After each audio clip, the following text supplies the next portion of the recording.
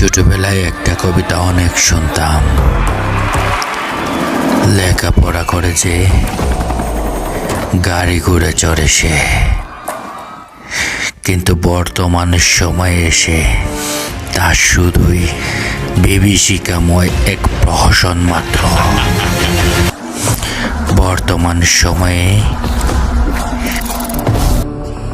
যার কাছে পয়সা রয়েছে,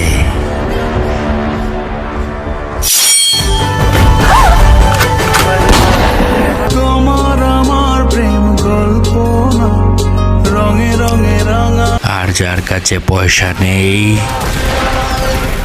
তাকে বন্দুকের নলের সামনে আনতেও 1 সেকেন্ড সময় লাগে না। আর এমন জালিম পৃথিবীতে মাত্র একটাই, আর সেই জালিমের বিনাশ না হওয়া পর্যন্ত আমি ক্ষান্ত হব না। এই যুদ্ধ শুধুমাত্র শয়তানের বিরুদ্ধে, এই তুই কি ডারে?